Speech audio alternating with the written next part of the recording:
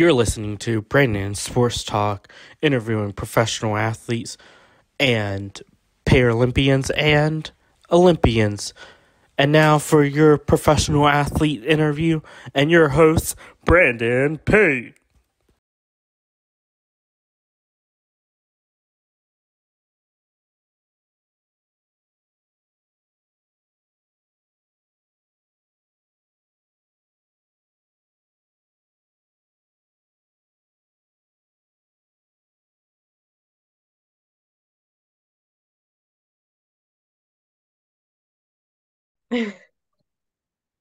Welcome back to Brandon Sports Talk. In today's episode, I have the privilege to interview the USA Biathlon, Amanda Kocher. How are you doing today? Hi, I'm doing great. Thank you. Can you talk about how you knew that you wanted to get into the sport of biathlon?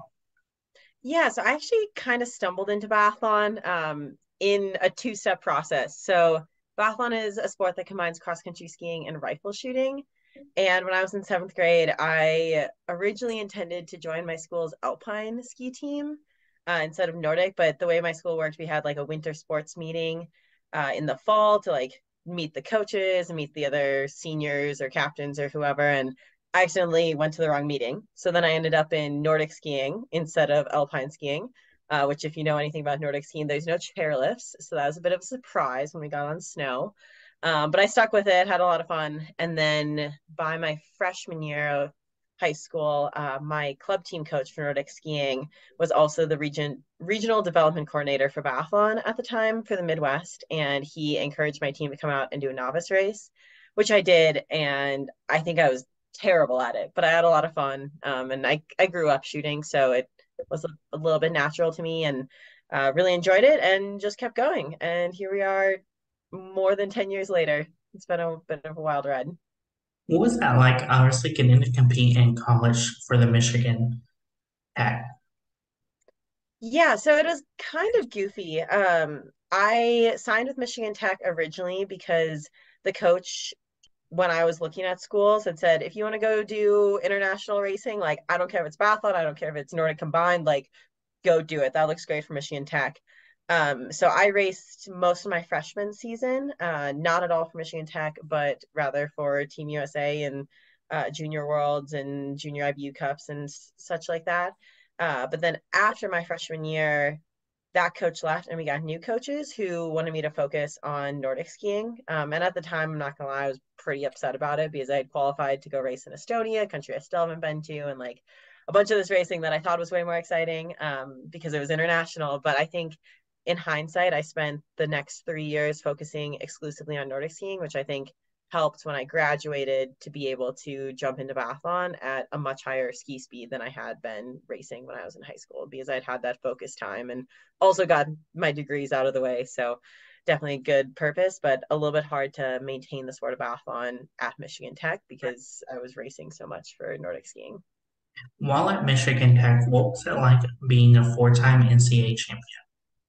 So that might be something you got from the Team USA website. I wasn't a four-time NCAA champion, but I went to the championships 4 times.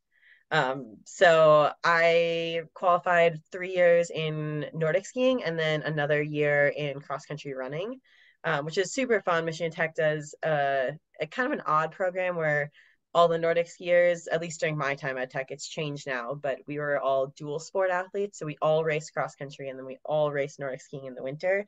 And then some people even did track in the spring. And that brought a very different team dynamic than I think a lot of other schools have because you're on the road starting basically like the first or second week you get to school. But instead of just having the small, like 3 to 10 person Nordic team, you also have the whole cross country running team, which for Michigan Tech was huge. So you got all these teammates in addition to your Nordic teammates, which made it really exciting. And definitely runners and skiers have a total different mindset when it comes to training. So there's a little bit of quarrel there, but I think for the most part, it made us better and it made the runners better as well to have that difference in mindset.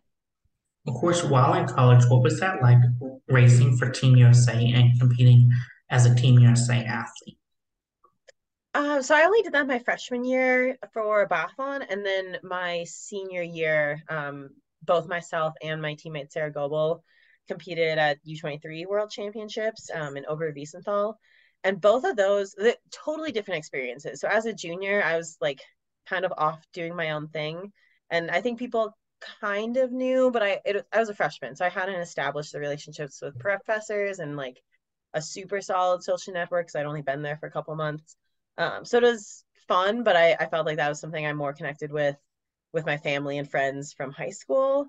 Whereas when I qualified for U23s as a senior, that was a lot more exciting because it was kind of the Michigan Tech team effort of like both me and my teammate had qualified, and people had come to watch the races and like saw us compete all winter. And like I knew all these professors and all those other students on campus. So it was a little bit bigger of a deal, as far as being like, oh, like going to represent Team USA. And it was the first time that I had qualified for anything international in just Nordic ski racing.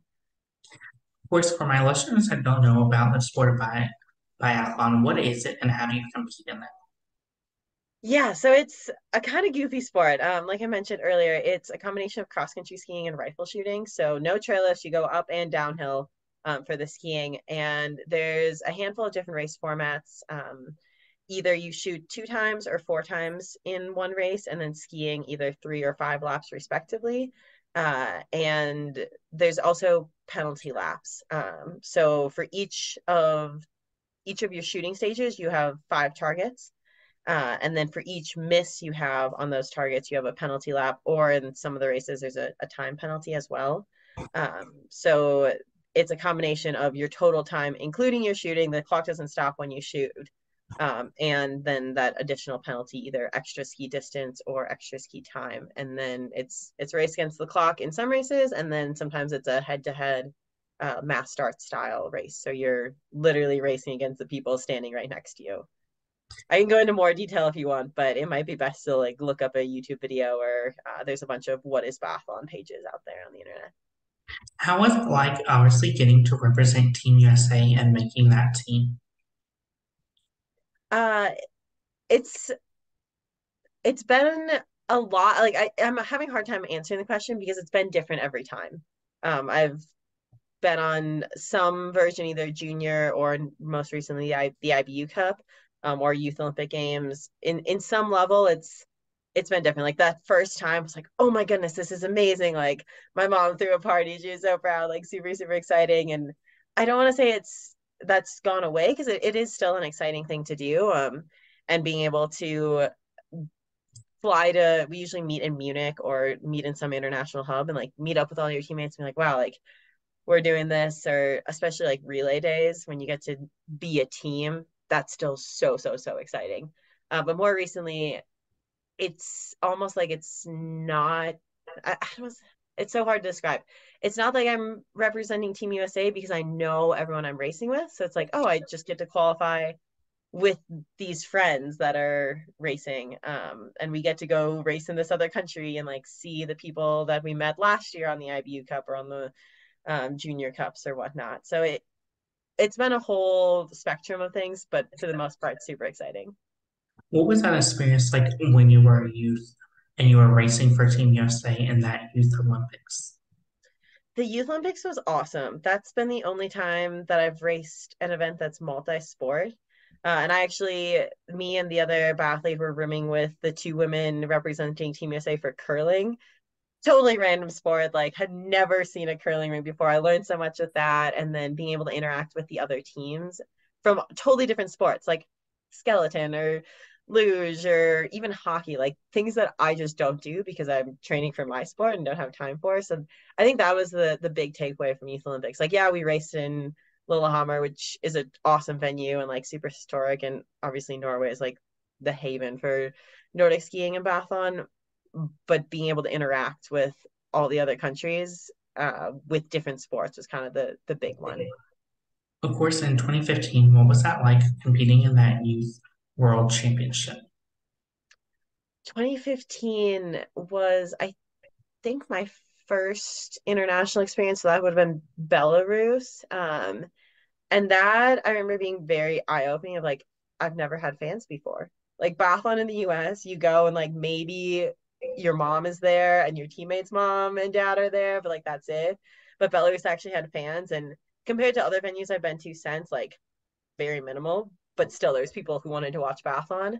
And then totally a wild experience being in Belarus, very much like communist era architecture. Our uniforms, I swear, were the only color in the entire country that I saw, other than like the venue flags. And then I remember that course being really hard, which now that I think about it, like the course isn't that bad, but I was just so young that like any hill seemed terrible for me. But yeah, overall that was a super fun experience and definitely had that first time like wide eyes, like so excited about everything. Of course, in 2017, how was that like having two UF Youth Olympics under your belt? Yeah, so marathon's an interesting sport because like I've been doing this for 10 years and I still make such dumb mistakes in races. And I'm like, really, like, what are you doing? Like, how did you not know that you should or shouldn't do this? And so having two championships under my belt helped, but also like there's just so many things that can go wrong and so many things that have to go right that even now, like 10 years later, let alone 3 years into the sport, I'm still doing the dance of like, okay, what pieces can I put together to like have the event go well or have the race be a success? And you check one box and you move on to the next and figure out what you need to do differently for the next race. And then by the time you get 5 boxes down the road, then you realize you forgot to do the game. So experience helps, but I think it'll only continue to keep helping as I go through the sport. How was that feeling like in 2016 making that Youth Olympics to represent Team USA? Yeah, so Youth Olympics is kind of a weird one because it's only every 4 years, but there's 2 year age brackets. So I think I that year was like 98 and 99 birth years could go, but not 2000 and 2001. So it was a weird thing to be competitive with a smaller field within the US because it was limited by your age so tightly. And I remember that being kind of a big deal as I was competing. And then I had found out about it the year before. So that was the first time in my career that I had like had a longer term goal versus like, okay, next week I want to do this or I want to qualify for the state meet. And like within a couple months, this was the first time like starting in the spring that I was like, okay, like this is my goal. This is what I need to do. And that whole summer, I bought a bike, a road bike for the first time, and I named it Lilyhammer, like after where the Youth Olympics were gonna be. So I still to this day call that bike Lily. And every time I go out and ride, I'd be like, okay, like Youth Olympics, like gotta qualify. Like when it hurts, like start thinking about that as a motivator. And that was obviously really exciting to have all that work pay off and be able to qualify. Of course, in 2014, what was that like getting to compete in the US National Championship and place first? Yeah, so US Nationals for Biathlon is a pretty small event. I think it's been getting bigger, and especially uh, post my college era, like it's continually gotten bigger. But back in 2014, like I think there might have been 3 people in my race. So and definitely the people who do it are really good. But it's not the highest competition, or at least at that time wasn't. So that was kind of like nationals was an end of the season. Like it's spring, it's sunny, it's warm. Like let's just go have some fun racing. So winning was cool, but I was also just with some friends and hanging out and just overall a good time. The results didn't really matter too much to me, just because it was an end of season celebration. As a biathlon athlete, what has it been like getting to travel the world and going to so many of these amazing places while competing? Yeah, so that's been one of my biggest motivators of trying to qualify for events and wanting to keep racing biathlon specifically, is the ability to travel because that's something that's always been pretty important to me. I actually was born and raised in Singapore, so I've been traveling since I was an infant, and something that's still like part of like my passions and things that I love. And it's been odd as I've progressed through my career. In the beginning, I was like, oh my gosh, I get to go to this place, and I still get that when I go to new places. And I love experiencing like we definitely get different foods where we go. That's sometimes a battle, but usually good. And then obviously different languages and like different cultural habits. But the as I've been going to some of the places like you mentioned Slovakia, I've been to 4 times now. And it's a little bit hard because you end up skiing the same like 2 kilometer loop over and over again. And because we're trying to train and race at such a high level, we're not going to like go for long runs in the mountains or do like climb this really scenic tower or go to the viewpoints. You're not really doing the touristy stuff, like maybe a little, but very limited.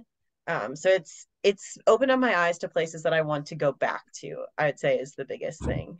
Of like, okay, I got to see the Biathlon venue here, but we drove by this castle and I want to go see that, but I have to come back on vacation to do that.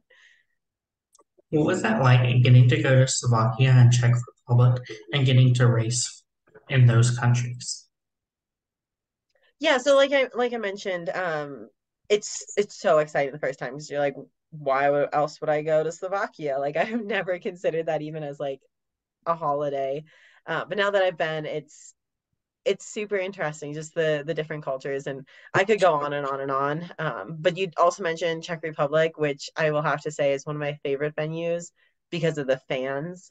Even I raced there most recently as a senior, but I remember as a youth female, which is probably in any sport the least watched, like who watches the girls anything, let alone the young girls. But even at that event, you'd come into the stadium and there'd be a roar of noise, which, like I mentioned, in the US, we never get that many fans, let alone enough to like make a roar. And I've heard even at the World Cup level, it's just that much louder. And people have likened it to NASCAR racing, just like that much noise and energy. So being able to see that on a little bit smaller level as a junior was really cool. How was your experience like in 2017 going to the Open for the European Yeah, Open European Championships. So that's what you were asking, or the Open Euro Cup? Championships? Okay, so that 2017, those are similar races, but that was the first time that I had raced more than just World Juniors, as like the Junior World Championship. So that was the longest racing trip I had done, and I specifically remember that one because it was my freshman year of college, and I was taking, I think I still had like a 15 course credit load. So I was trying to teach myself like how to code and how to do solid modeling by myself in a hotel room in Europe without internet. It was just like that part was super stressful.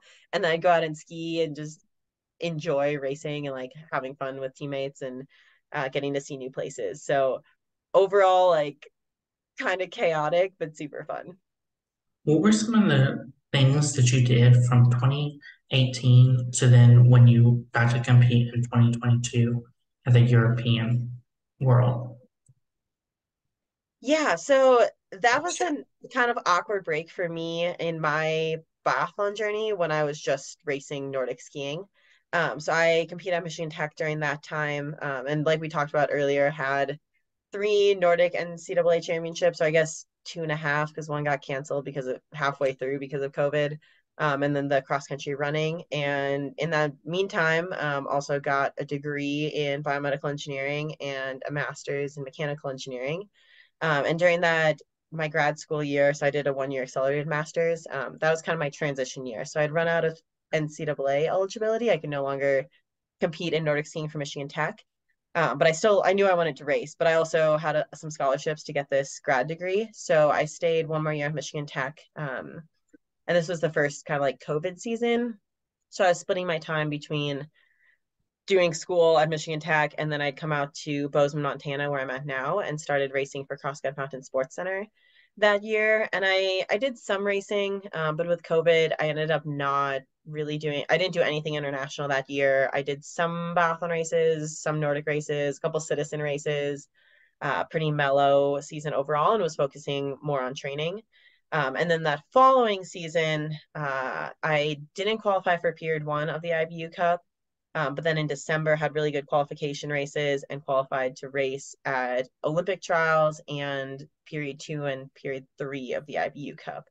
And then, so just finished out like January, February, March racing. And then the last summer, trained more. And then this past season, that literally just ended last week, was my first year racing all the IBU Cups. So starting in early December and racing all the way through last week. Of course, while on that break, did you even were you doing biathlon or were you just taking a full break from the sport of biathlon? Yeah, so it kind of changed because that was a 3 or 4 year break. The first year I had totally dug my heels in. It was like, I'm doing biathlon whether you like it or not. And my coaches didn't like that. So I didn't actually do that much biathlon. But when I was home over Christmas, I went to junior trials and qualified for the junior championship, but then didn't go because I went to NCAA's instead. And I think that fall I had done like I got my rifle from public safety because I was in college, so you had to have your rifle like locked up somewhere. I think I dry fired twice and I shot maybe once my freshman or my sophomore year. And then after that, like I had my rifle because I had moved out into a house off campus. So I had my rifle, but to be completely honest, I didn't touch it. Like it just stayed in my closet and I did not shoot except for maybe one time just with some friends. Um, so yeah, I really didn't do much at all for biathlon during that break. It was once I had finished with my undergrad and then was in grad school, and I was like, yeah, I kind of want to do this again. I want to keep racing. So more or less a nice break focusing on skiing, which I mean, skiing's more than half the sport of biathlon. Like you spend way more time skiing than you do shooting. And both are important, but you need to be a fast skier. So I'm really glad I had that break to focus on skiing. Of course, when you came back from a sleeper break, what was that transition like getting back into the sport of biathlon and getting into competition modes? Yeah, so I'd been in competition the entire time with Nordic racing, like a pretty solidly packed fall with cross country running, and then the whole winter with Nordic skiing. So the competition was pretty smooth. Like I knew how I liked to do my warm ups and all that. It was a weird year, like I mentioned, it was a COVID year, so everything was weird. Like I don't want to say my experience like transitioning from Nordic to biathlon was weird because everyone was just, what do we do? Like, can we race? Can we not? Okay, we can only have 15 people because Utah's laws require that or whatever. So that part was strange. But I was really lucky to work with my coach here in Bozeman. His name is Seth Hubbard and is with Crosscut Mountain Sports Center. And he was really great with helping me coordinate between my training more or less by myself back in Michigan. And then also I'd come out here for races and some training camps and dealing with that transition between the college racing. And then I more or less went straight to having a full-time like team professional coach uh, who helped figure out, okay, what races do I need to target? What should I do for training? And then also looking ahead of like, okay, this year you're not going on IBU Cups because you didn't qualify and because of COVID, but what are we doing to prepare for next year? And then even looking forward to Olympics and just like high level, the goals are a couple years out. What do we need to do versus previously, like in college, it was generally speaking, okay, what do we prepare for this year's championship event? So it kind of went bigger picture. And definitely was so thankful to have a coach with CrossCut to help me through that transition. Of course, in 2022, what was it like competing in that IBU Cup in the European Championship? So 2022, yeah, that was my first time racing as a senior. And I went over first I went straight to Olympic trials. And those were held in Arbor, Germany, and then went on to the IBU Cup. And if I remember right, my first IBU Cup was actually in Slovakia, which was a little bit of deja vu because that was where my most recent international racing had been with the Junior World Championships being held there. So that was kind of cool and had some good race results and really got a taste of life on the road and balancing. At that time, I was working. I had started working as an engineer with Medtronic, so balancing my like professional engineering career and taking meetings from like random hotel rooms and hallways and whatnot, and then balancing that with training and racing, and then also the team dynamics. But very different experience as a senior versus as a junior because we're adults. Like you can manage a lot more by yourself when you're 24 or 22 years old than you can when you're 16 or 17. So definitely different, but I think for the better. And I'm glad to have had the junior experience, but I really like traveling as an adult too. What was an experience like getting to go to the U.S. Open Olympic trials? Yeah, so Olympic trials for Biathlon were kind of a multi-stage event where we had on snow trials in December, and then from there they had two women on the national team who had automatic qualification, but then there was two on the World Cup that also got automatic bids to trials, and then three of us from the trials in December got to join the two who were on the World Cup. So there was five of us total then racing in January, and we had two time trials. And like I mentioned, the trials took place in Arbor, Germany, which from what I've heard is generally like absolute winter wonderland, like gorgeous, snowy, amazing. It was like that when I raced there later in the year. But when we went in early January, it just downpoured the entire time. Like the most miserable weather you can imagine, just like rain all day, every day kind of thing. And they barely had enough snow for us to race. Like we were supposed to be racing on 2.5K loops, but they could only get 2K of snow. And the organizing committee there did a great job, but we just barely scraped by with snow. I don't think we could even have a penalty lap because that was just a puddle. So the overall experience of racing there was not ideal. It's also a super windy venue. So I remember like with only having five athletes, it's not like what you picture track Olympic trials being because there's hundreds of athletes and it's televised and like insane crowds and whatnot. It was super small. It was just the coaches, five women, I think five and five women, five men. They had a GoPro taped to a sign, and that was our timing system. And then we just went back later and like looked at when we started and when we finished. We had a little plastic cone as our start finish, and that blew away in the middle of one of the races. So kind of chaotic, but definitely an experience because you're trying to qualify for like the highest level racing that there is obviously the Olympics, but you're doing it in such a low key way. Like it's literally just the athletes and the coaches, which is kind of quirky and kind of weird, but fun in the same way because it's so intimate that you know everyone, you know the people you're competing with, and you know the coaches who are evaluating you. Like super tight knit community, and that's kind of how biathlon is. It's super small and everyone knows each other, but it ends up being for the better. Of course, what is it feeling like going down the slopes and then going at a fast speed to then quickly be able to shoot? Yeah, so I think that the phrasing going down the slopes is probably a carryover from alpine skiing. We don't really have slopes. We'd call it like the race course, or if you're European, like they generally refer to it as the track. And it totally depends on the course. So like the races I mentioned in Arbor, it is a huge downhill. I think it's like a K and a half of downhill into the range. And that can be super hard because if you're in a tuck, your legs are just destroyed when you get to the range. So you kind of have to like shake them out and make sure your legs aren't like tensing up on you while you're trying to shoot.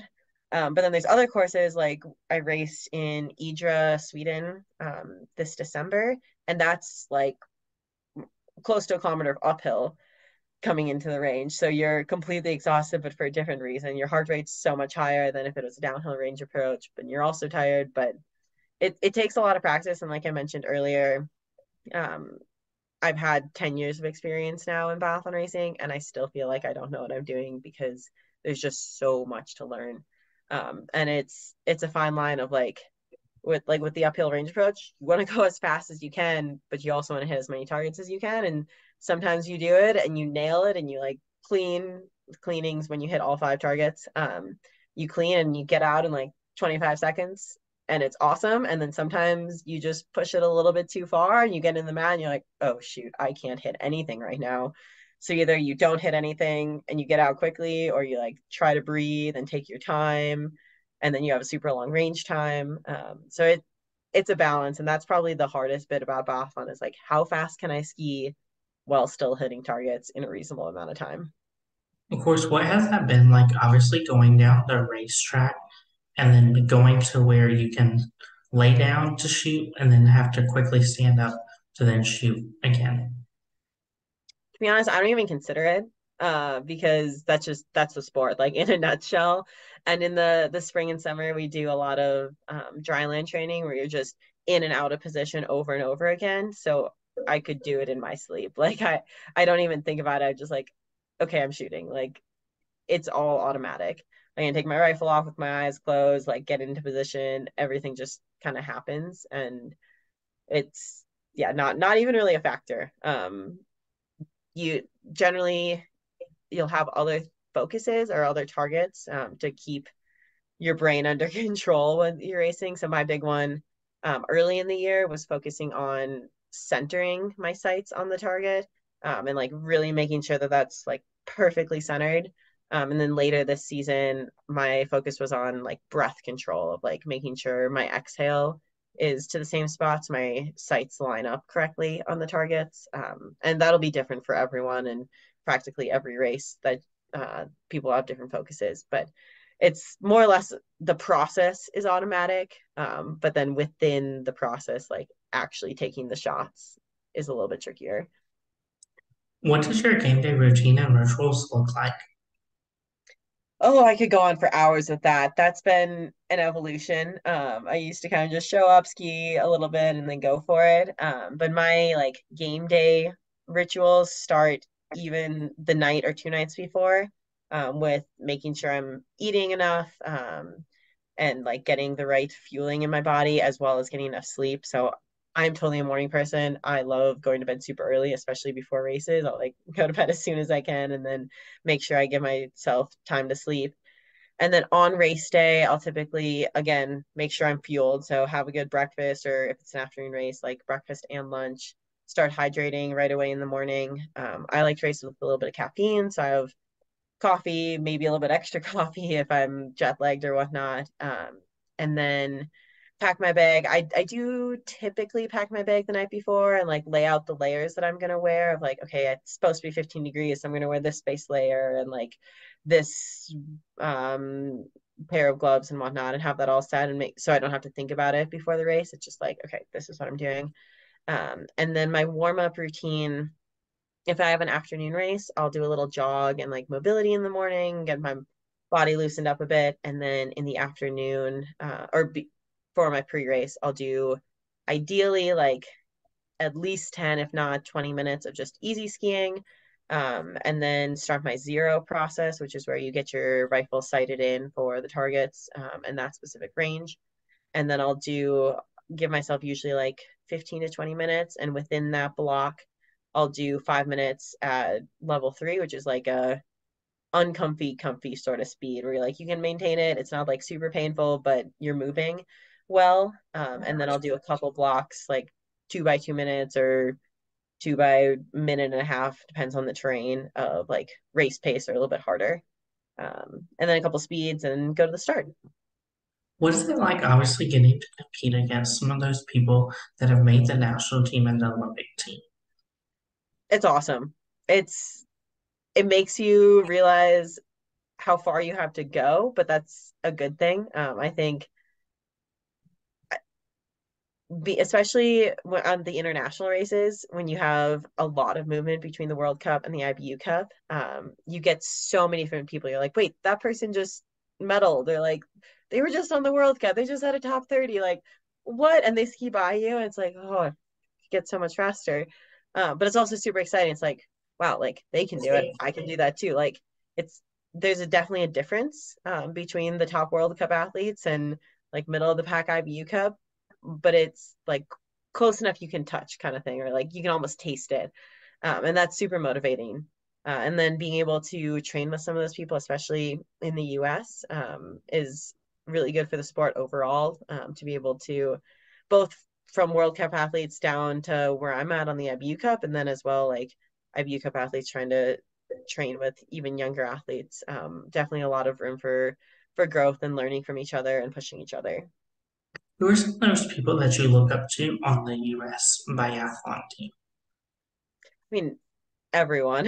Like I think it's a community that you have the privilege of actually knowing everyone you're racing with, and uh each person has different things you can learn from for sure. Like there might be one athlete who's really good on the ski side and one athlete who's really good on the shooting, and being able to train with people or even see them in races, or especially when we have our qualification races. And um, the big one is in Utah in October, and we usually do a little bit of training camp before and or after. And you get to shoot like side by side with some of the best people and then follow somebody up a climb, and getting to learn from all those people is really helpful. And I can't name a specific name because literally everyone has something to offer. And that applies at almost any level too, which is I think one of the coolest things about Biathlon. How is that like obviously getting to compete against some of those teammates like Chloe and Deborah? Uh, that's an interesting question. Um, because like I said, because Biathlon's so small, you know everyone. So sometimes it's hard because you're like, oh well, this person usually beats me, so like they're probably gonna beat me today. But then again, it's Biathlon, so if it's windy or if anyone makes a mistake and misses targets, that opens up possibilities of changing up the order. Or if you have a good day and like if I were to clean a race and be able to like change up the position. So I think it's like I said, it's fun because everyone has something different that they're good at, or you're even within like they're good at skiing and shooting because everyone obviously on the national team is good at both, but a little bit stronger in one or the other. But the sport of biathlon has so much variability in it because you add in the shooting and like all the things I've mentioned before, like the range approach, that's an uphill climb or a downhill that's super fast or whatnot. There's just so much variability that it's kind of up in the air, and it makes it really fun, even when you're competing against people that you know really well. What does it mean to you to be a U.S. biathlon athlete? What does it mean to me? That's an interesting one too. I've mentioned a lot that the sport is really small, and I think that that's one of the my favorite parts about it is it's a community, and you know people and people know you. It's not like, I don't know, soccer where there's thousands of people, and you'll show up at an event and be competing against complete strangers. I think the sense of community is really what means the most to me. What are some of your future plans in the sport of biathlon? That's a great question. I I have some goals for the like upcoming seasons, and I think right now like I'm gonna keep those to myself because they the results goals I think are important to have. But I personally try to focus on the process. And right now the process for me is trying to find a balance between being able to be on the road all the time and doing all the races on the IBU Cup, but also really developing my sense of community here in Bozeman. And I really love this place and the people that I've gotten to meet and interact with here, like especially the CrossFit community and even the broader like Nordic skiing community in Bozeman. And that's really important to me to have the balance between my like professional skiing life and then just my life as a human being and interacting with people in the community. So that's something like my biggest goal for this coming year is to find that balance a little bit better because I've just been gone so much. Like people ask, how long have you been in Bozeman? I'm like, well, 3 years, but of those 3 years, really only like maximum 6 months a year. And I really just want to be settled a little bit more and then use a more settled place as a launch pad to go have success in racing. Of course, in this upcoming future, do you plan on making the Olympic team? And if you do, what are your plans so far to prepare for that Olympic journey? Do I plan on it? I don't think anyone can really plan on it. I definitely have that as something that I'm planning my training around, knowing that it's every 4 years, and you kind of go through a cycle with that. So this last season after Olympic trials, I had a conversation with my coach of kind of the macro scale, what my training is going to look like. And last year, and then even into this year, it's going to be a bit higher volume. And kind of going into the season, be like, I'm just going to be tired all year. And I was like, I trained a lot this last year. And I think this next year will probably be similar, but then the starting to focus more on like fine tuning and dialing in my racing. And you asked earlier about like my pre-race routine, and I think I know what I like with that, but there's also a lot of things that you can play around with, like day of and also like leading into races. So we're planning a couple blocks of like, if I do intensity for the week before racing, how does my body respond? Or if I take time completely off, or do I need to do a little bit more volume in between races to like keep my base up, or do some more speeds to like keep myself sharp, and taking the next 2 years to kind of play with that a little bit and make sure what I think works for me is actually the best, just because there's so many, again, so many variables. So giving myself a little bit of room for experimentation in that way. What advice would you give those college athletes that are looking to compete in Nordic skiing or even skiing on the college level? Ooh, at the college level, don't get discouraged with like balancing classes and school with training. Like people you're competing against, if they're also going to college, they're also going to have school. And honestly, like prioritize both those things for sure. Like you have to do well at school and you have to put effort into training, but don't forget to have fun with it. If any of my college teammates are listening to this, they'll be like, "Oh, you finally realized that." Because I was definitely a little bit of a stickler for making sure I went to bed early and like doing all my homework and kind of being type A with my school. And I think, I mean, it paid off for me. And like I had a pretty easy time finding a job after college. But looking back, I wish I had done a little bit more of the fun stuff and still had the college experience of like going out and partying with friends, which I just didn't do all that much, if at all. So remember that you're still in your like late teens or early 20s, and have fun with it. Like do what you need to do for school and sport, but also have fun. What advice would you give those people that are looking to get into professional biathlon and represent a national team? Looking to get into it. It's a lot of hard work, so be ready to put your head down and train. I think definitely it's easier to do if there's a team around you that's you can train with and you're not just trying to figure it out on your own. So look into trying to join a team, even if it's just like an adult masters team. But to have somebody watching you shoot and be like, hey, have you tried this? Or you should do this or that. And with shooting for sure, because biathlon's like kind of specific, and you can't just take your target shooting or hunting skills and transfer it directly to biathlon. It doesn't quite go that way. But also on the ski side, to have a coach who can watch your technique and help you work through how to be faster and high level training as well, of like when to do intervals, when to push distance and whatnot. Definitely having a coach or a mentor group of other athletes is definitely helpful. That's great advice. Where can my listeners find you out on social media? Oh, I don't even know my social media. Can you tag that after? Because I don't have it memorized. I'm on Instagram, that's about it. Thank you again, Amanda Kautzer, for your interview and best of luck in your future as a U.S. biathlon athlete. Awesome. Thank you so much. You can find Brandon Sports Talk on Facebook at Brandon Sports Talk, Instagram at Brandon Sports Talk, Twitter at Talk_Brandon, and you can find me on YouTube at Brandon Sports Talk. Don't forget to like, comment, and subscribe. Thank you again, Amanda, for your interview and best of luck in your future. Awesome. Thank you, Brandon. You've been watching Brandon Sports Talk. Please feel free to like, share, and subscribe to Brandon Sports Talk on social media and on YouTube.